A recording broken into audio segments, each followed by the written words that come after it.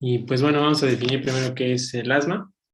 El asma como tal es una enfermedad inflamatoria crónica de las vías aéreas que se acompaña a una reactividad tracobronquial, o sea, se traduce en una hiperreactividad de las vías aéreas.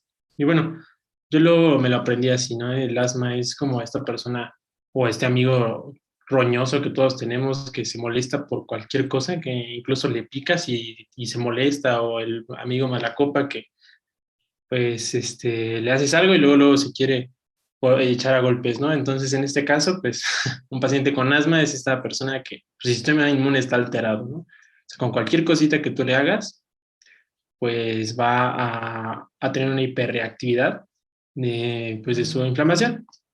Y pues todo empieza bueno, y se caracteriza por tener tos, un aumento del trabajo respiratorio, disnea, sibilancias y y todo esto asociado a la obstrucción que ocasiona la hiperreactividad de las vías aéreas.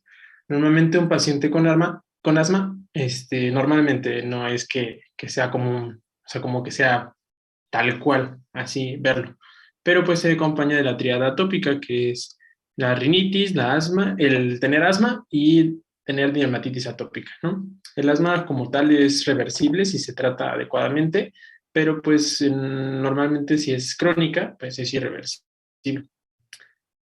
En la epidemiología, pues le encontramos que en la GPC menciona que, pues como tal, es la enfermedad pulmonar ocupacional más frecuente.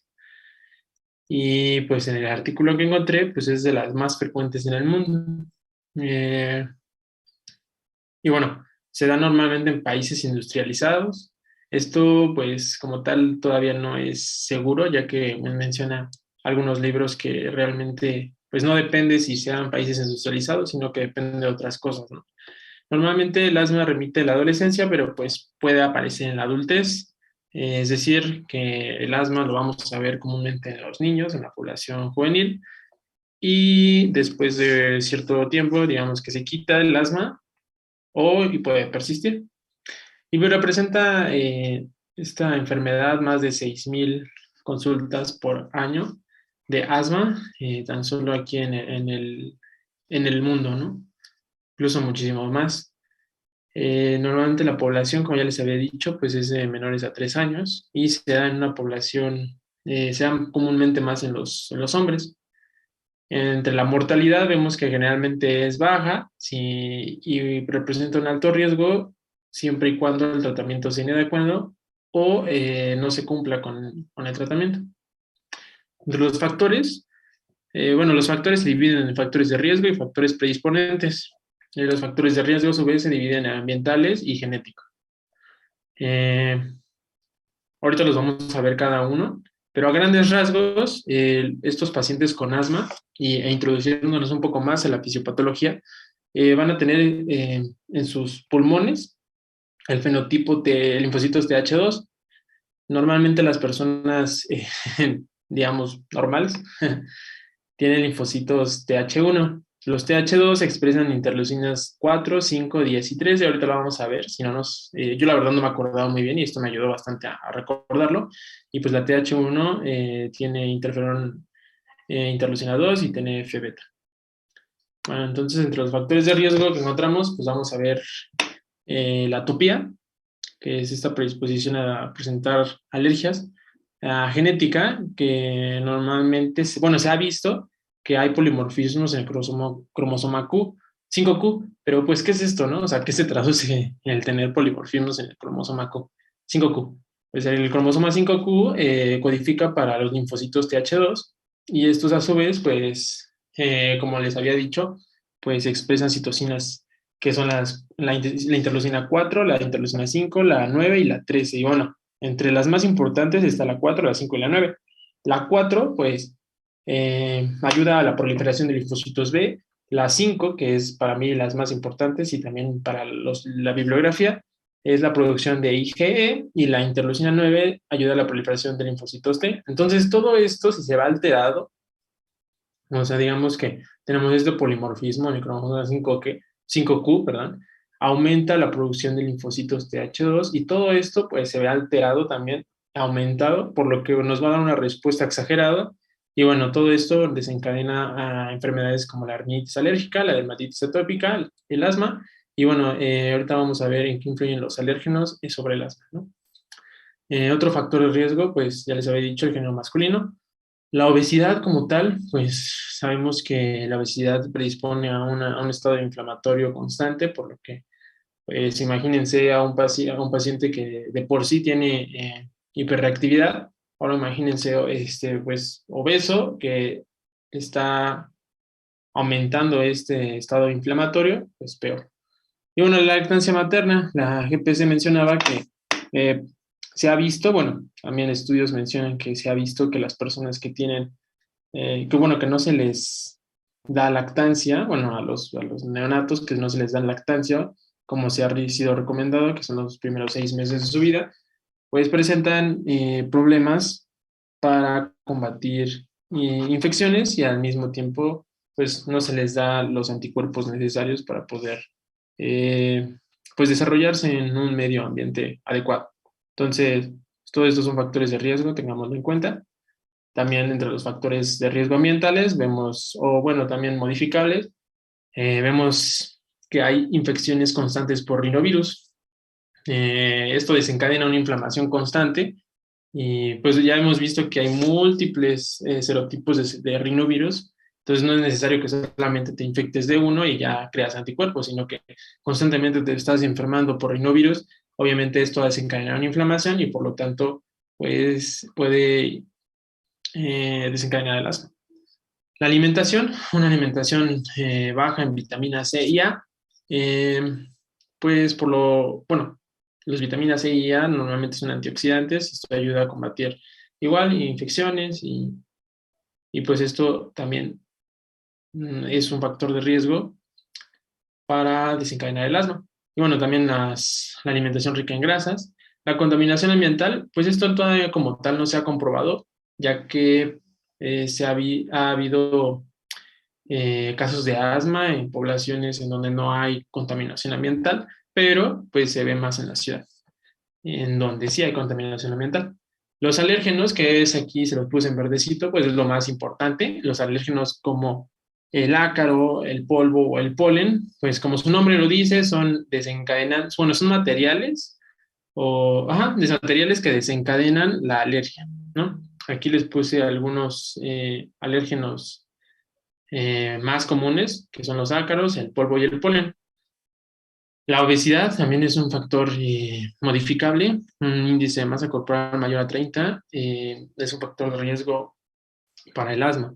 Y la exposición laboral, eh, algunas exposiciones a estas sustancias como el dosicionato de tolueno, que se encuentra en espumas y plásticos, el anhídrido trimelítico, y pues estos normalmente se encuentran en fábricas de plástico y algunas panaderías como la Milasa. Entonces es posible que, bueno, para el diagnóstico vamos a ver que puede ser un asma desencadenada por exposición laboral y pues en la historia clínica vamos a ver que el paciente va a referir que mejora los fines de semana o en vacaciones pues ya está mejor, ¿no?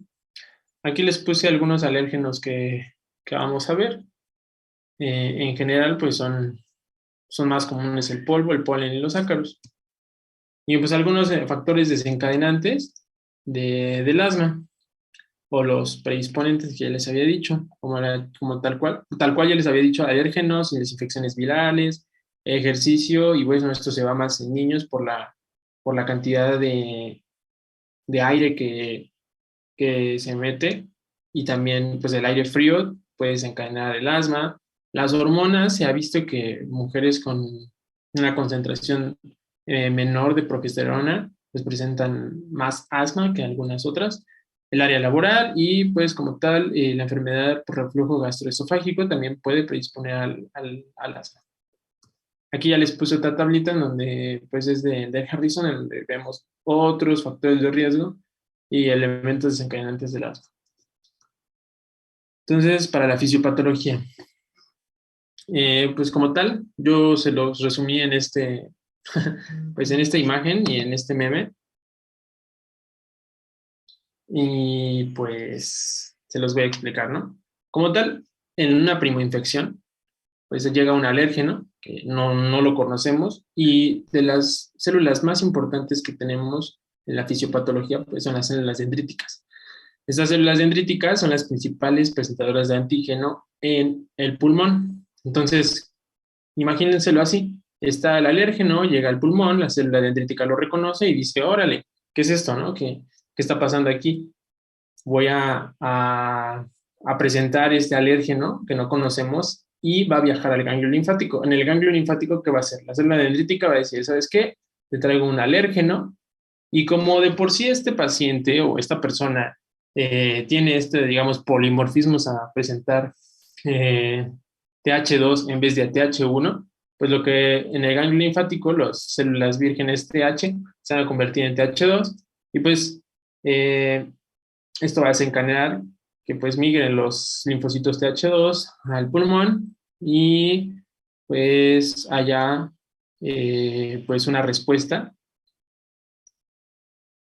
con más citocinas, incluso de interleucina 5, que llamen a los eosinófilos y pues desencadena esta inflamación, ¿no? Y aquí les puse otras citoquinas quimiosinas, perdón, importantes, que es la CSL17 y CSL22, que esta la secreta directamente en la célula dendrítica. También esto influye, pues es un polimorfismo genético, en donde pues automáticamente la célula dendrítica va a secretar estas quimiosinas que ayudan como tal. Las quimiosinas son atracción de linfocitos TH2 y pues los va a reclutar. Y todo esto pues va a desencadenar una respuesta por eosinófilos, que es la característica de pues, el asma, ¿no? Aquí les puse, bueno, aquí está en la imagen otra vía, que son los virus, que desencadenan las interleucinas 25 y interleucinas 33, y pues esto desencadena una respuesta al igual, pues, eosinofílica, debido pues al polimorfismo que presenta nuestro paciente. Entonces, todo esto, pues, nos va a traer efectos tanto en el epitelio como, pues sí, bueno, a nivel epitelial. Y todo esto, pues, desencadena que el epitelio se desprenda, lo que, pues, haya exposición de nervios y exacerbe la sensibilidad, y pues también haya una actividad colinérgica y esto nos dé broncoconstricción. También, pues la constante inflamación va a haber, pues se va a tener que reparar cada vez que el paciente ya no esté expuesto a estos alérgenos o que ya se quite esta inflamación, por lo tanto va a haber fibrosis y esto se traduce con una membrana basal gruesa. El músculo liso va a estar hiperplásico, hipertrófico debido a la constante estimulación por sustancias como es la histamina y los leucotrienos. Esto se lo voy a explicar más adelante. A nivel vascular va a haber un aumento del flujo sanguíneo y pues una estenosis debido a la angiogénesis, y esto es la consecuencia de los factores de crecimiento que desencadenan la inflamación y pues la reparación. Las glándulas mucosas van a estar hiperplásicas y esto se debe pues a que hay una obstrucción y a una hipersecreción debido a las interleucinas 4 y la interleucinas 13. Como tal, ya les había comentado que la interleucina 4 pues ayudaba a la proliferación de linfocitos B, pero la interleucina 13 también desencadena pues la hipersecreción de las glándulas mucosas. Entonces todo esto es la fisiopatología del asma, pero ¿cómo se va a ver en la clínica? Bueno, antes de que pasemos a eso, pues vamos a ver las principales células que están involucradas, ¿no? Los mastocitos son de las principales células involucradas en el asma, y estos liberan mediadores broncoconstrictores, o sea, va a hacer que el bronquio se haga pequeño, ¿no? Y pues esto lo va a hacer por medio de secreciones y por sus medios, sus gránulos, como es la histamina, las prostaglandina D2 y los leucotrienos. Los eosinófilos también son muy importantes y estos están encargados de tener la hiperreactividad de las vías respiratorias por medio de la liberación de proteínas básicas y radicales libres. Y también los linfocitos T, como ya les había dicho, los linfocitos TH2 liberan citoquinas y citocinas específicas para desencadenar esta inflamación, y pues los nitrófilos, que como tal, pues también siempre están en inflamación ahí de colados, ¿no? Entonces, pues vemos todas estas células inflamatorias en el asma, eh, y todas las células epiteliales involucradas en el asma, que van a desencadenar o van a secretar mediadores, como es la histamina, los leucotrienos, los prostanoides, y todos estos van a desencadenar pues que haya un broncoespasmo, exudado de asma, secreción de moco, una hiperreactividad de las vías respiratorias y pues cambios estructurales que ya hemos visto. Que ya nada más les puse que, pues a modo de repaso, pues la histamina actúa en los receptores RH1, causando broncoconstricción, y los leucotrienos también causan broncoconstricción y aumenta de la secreción de moco. Esto también es importante que los chequemos porque hay algunos medicamentos que actúan a nivel de, pues de esto, pues sí, de la histamina y de los leucotrienos. Entonces, bueno, después de todo esto, pues el paciente va a llegar con sibilancias. Las sibilancias como tal, pues es el silbido en los pulmones que los pacientes refieren. Como tal, dicen que se escucha un pitido o un silbido en sus pulmones que ellos no lo detectan. O sea, no es como tal que yo quiera hacer silbar mis pulmones. El paciente va a tener disnea, puede ser también nocturnea, y la tos que va a ser predominio nocturno. También el paciente va a tener hiperventilación. Esos son digamos que los cuatro signos clínicos, más bien, los síntomas que presenta el paciente. También puede haber síntomas prodrómicos, como es el prurito debajo de la quijada, molestias interescapulares o un miedo inexplicable, es decir, una muerte inminente del paciente. Esto debido a la disnea. Y bueno, ¿cómo vamos a hacer el diagnóstico? Pues el diagnóstico se debe hacer por medio de tres formas, ¿no? Que es la clínica, todo lo que ya habíamos checado antes, una espirometría con broncodilatador. Me estoy yendo demasiado rápido ahorita con el asma porque pues como tal el tema es crisis asmática, entonces nada más es un breve repaso de lo que es asma, ¿no? Entonces en la espirometría vamos a ver, bueno, primero vamos a ver a nuestro paciente pues clínico, ¿no? Va a tener sibilancias, disnea, tos e hiperventilación y algunos síntomas prodrómicos que posiblemente pueden o no estar en el paciente. Y después le hacemos una espirometría. Vemos la espirometría con patrón obstructivo y, y después de hacer esta espirometría, pues hacemos espirometría con broncodilatador. Si el paciente incrementa un 12% o 200 mililitros en la espirometría, 15 minutos después de inhalar un bloqueador beta 2, pues esto ya es diagnóstico como tal de asma. También se pueden hacer otras pruebas, como es el del óxido nítrico y pues algunas pruebas cutáneas para hacer para ver si el paciente tiene alergia a esos alérgenos. Y bueno, ¿cómo se maneja el asma? Las guías GINA del 2018, pues nos dice que, o sea, en la consulta le preguntemos al paciente, pues si ha tenido estas preguntas, ¿no?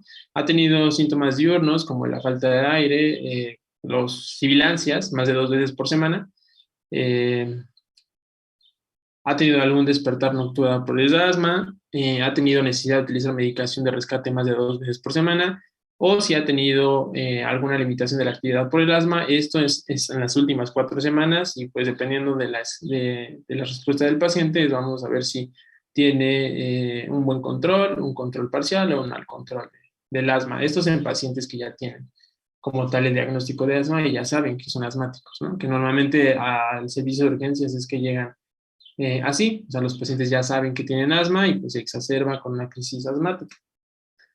Y el tratamiento, en general el tratamiento pues se hace por medio de los agonistas beta-2 adrenérgicos y corticoides. Pues como tal, esta es la estrategia de GINA 2020 que también recomienda la GPC. Primero pues revisamos la respuesta pues, de su enfermedad, es decir, los síntomas, algunas exacerbaciones, efectos secundarios, función pulmonar y satisfacción del paciente, cómo está con el tratamiento. Lo evaluamos y después hacemos un ajuste del tratamiento, es decir, si el paciente está bien con ese tratamiento o si no, pues reajustamos. Y aquí van los pasos que se deben de hacer poco a poco, dependiendo de pues, cómo está el paciente, ¿no? Normalmente comenzamos con pues corticoides y pues agonistas beta 2. Después hacemos corticoides inhalados a dosis bajas y pues también continuamos con agonistas beta 2. Y pues ya cuando el paciente empieza a ponerse mal, el asma está ya muy grave, pues lo que hacemos es dosis bajas corticosteroides, y pues ya agregamos lo que es los agonistas beta-adrenérgicos, pero de acción larga. Y así sucesivamente, ¿no? Entonces, pues los agonistas beta 2 a grandes rasgos, porque no es una clase de farmacología, pero actúan pues en los receptores beta 2 y producen relajación del músculo liso. Como tal, pues este es su mecanismo de acción, ¿no? Está el bronquio todo, pues todo cerrado, y pues al momento de actuar de estos receptores beta 2 pues ya ayudan a la relajación y pues que entre ya mejor el flujo del aire. Entonces, como tal, ya entramos a lo que es una crisis asmática, y pues vemos que una crisis asmática es una exacerbación grave del asma y que es potencialmente mortal y necesita atención inmediata e intensa. Lo vamos a ver por todos los signos que ya hemos visto, es decir, la tos, las sibilancias, la disnea y la hiperreactividad bronquial. También vamos a ver taquipnea, es decir, bueno, taquipnea que se traduce a 30 respiraciones por minuto o mayor. La taquicardia, es decir, mayor o igual de 120 latidos por minuto, y el uso de músculos accesorios, como es los esternocleidomastoideos. También podemos ver al paciente diaforético, que tiene incapacidad para hablar en oraciones o frases completas, es decir, no habla, no puede coordinar palabras, por lo mismo de que le falta el aire. También la incapacidad para acostarse en el cubierto supino. Y pues esto es el pulso paraduxus, que es una caída en la presión arterial sistólica de al menos 12 milímetros de mercurio durante la inspiración. Pero esto es más específico, ¿no? Como tal, pues si vemos al paciente taquipnéico, taquicárdico y con el uso de músculos accesorios con el antecedente de asma, pues ya sabemos que es una crisis asmática. Entonces, lo que vamos a hacer nosotros, pues vamos a medir el flujo máximo, o recomiendan medir el flujo máximo. Como tal, pues el paciente debe tener ya una espirometría ya hecha, y pues deberíamos de tener su valor de flujo máximo para catalogar al paciente en si es una exacerbación grave o si es una exacerbación moderada. Aquí se me pasó, en realidad es al revés. Una exacerbación moderada es pues una caída. No es cierto, está mal, está bien. Lamento la confusión. Una exacerbación grave es una caída de, de menos del 50. No es cierto, sí. está, está al revés, disculpe. Una exacerbación grave es una caída menor o igual del 50% del valor predicho de pues, su flujo máximo. Y una exacerbación moderada es una caída, o sea, es decir, conserva el 50 o el 70% y no vuelve a normalidad después de la terapia broncodilatadora inicial. Es decir, normalmente un paciente debe tener su flujo máximo. Aquí está una tabla que pues, lo estima como tal, o sea, no es que estos sean sus valores normales, cada paciente es diferente y cada paciente va a tener su flujo respiratorio máximo, ¿no? Pero pues aquí hay es una tabla que nos resume a grandes rasgos un promedio de lo que nuestro paciente por medio de edad debe de tener de su flujo respiratorio máximo.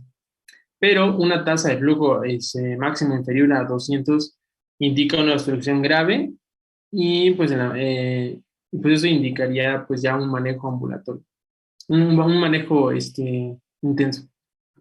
Entonces, pues esto lo vamos a monitorizar al paciente. Primero le hacemos una espirometría, bueno, una medición del flujo máximo, y pues vemos que debe tener, pues lo vemos si es una exacerbación grave o una exacerbación moderada.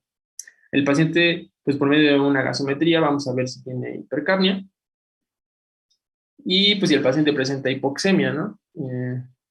Por medio de la saturación de oxígeno o pues la presión parcial. La radiografía, pues no son de rutina.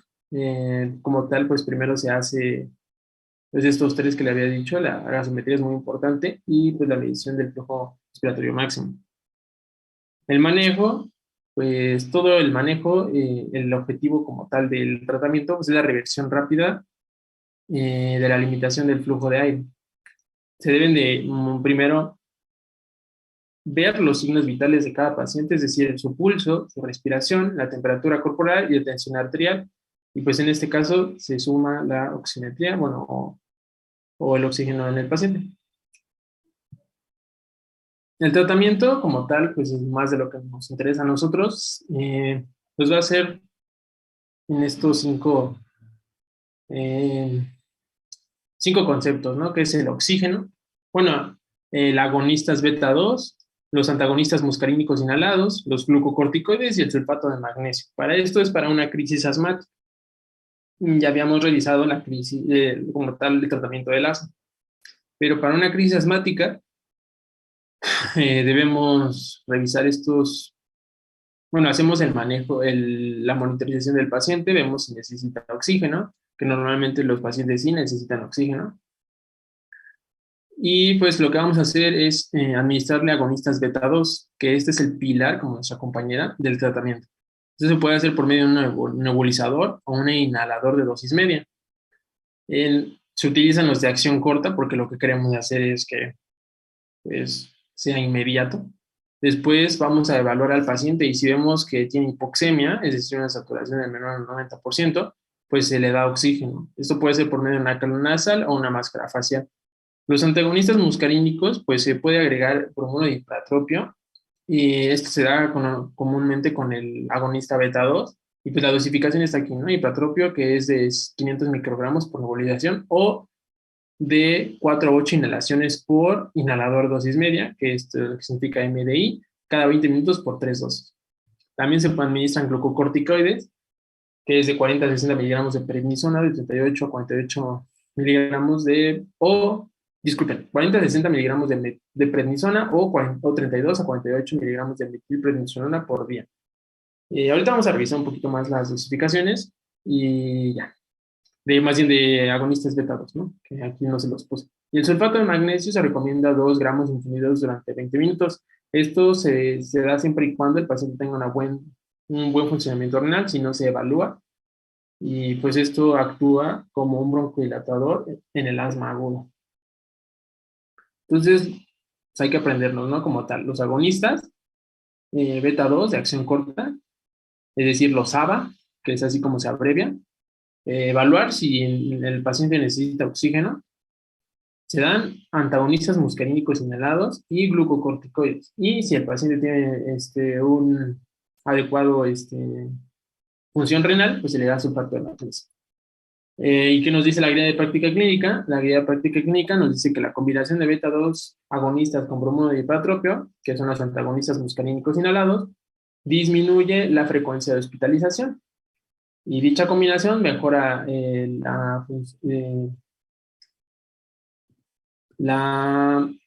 flujo expiratorio máximo, disculpa.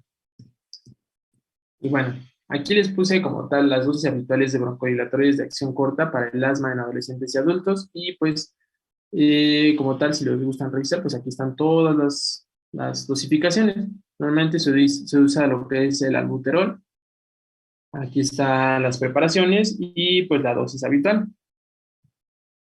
Aquí está también otra tabla en donde vemos que el bromuro de hipratropio, bueno, o el hipratropio con el albuterol, que normalmente casi siempre vienen juntas para las exacerbaciones del asma.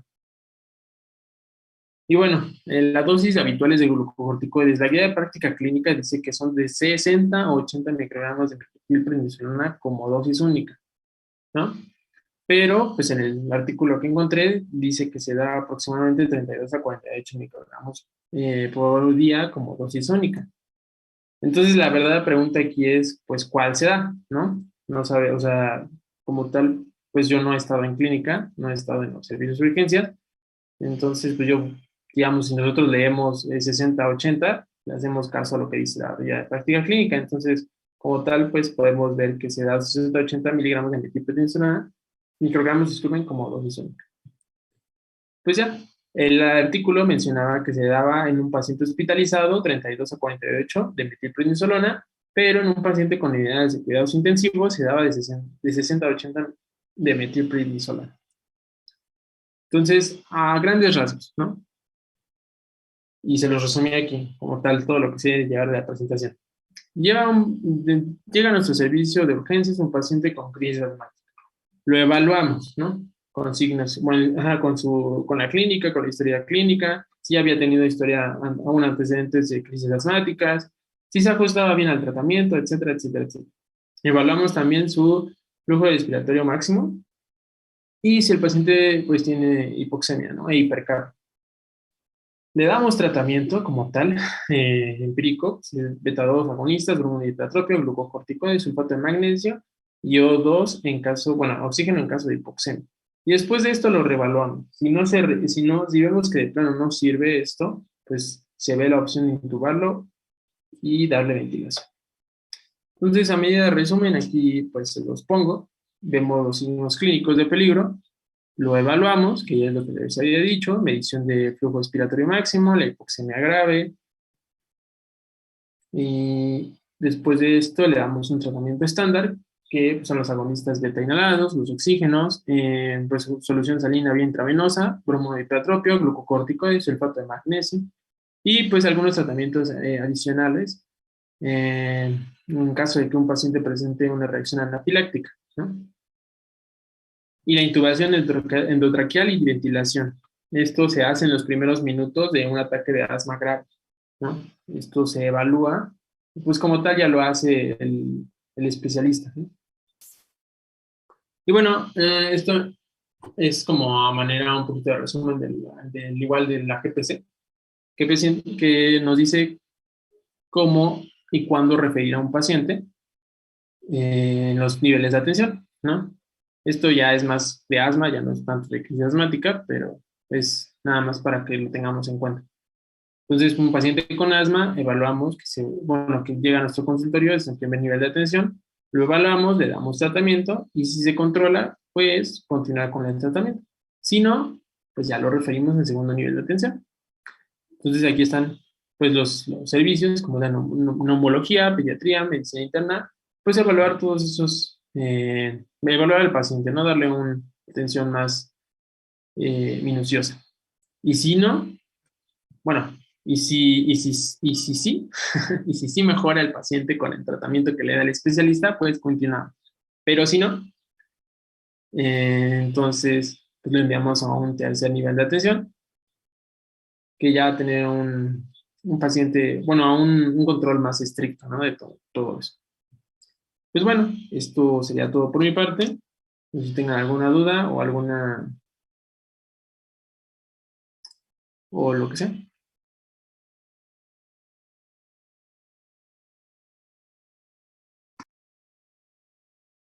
Yo creo que es todo bien.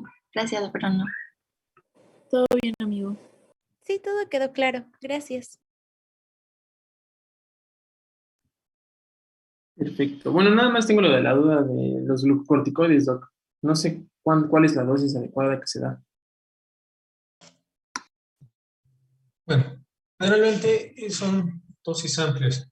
De rescate a la crisis asmática se ha indicado, en cuanto a los esteroides, no están indicados para el rescate. Lo que está indicado es el betamimético, el butamol principalmente. Para el esteroide es más bien indicado para el mantenimiento. Generalmente se utiliza una inhalación de los inhaladores, puede ser cada 2 o cada 24 horas. Pero en sí, y para el rescate también, lo que se puede proceder pues, son realmente los intravenosos. Así, para la crisis asmática, el betamimético y el también anticolinérgico, el patropio.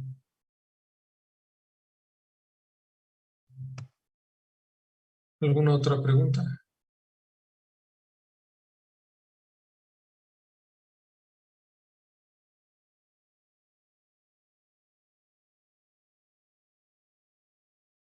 ¿Alguien más? ¿Alguien que quiera preguntar?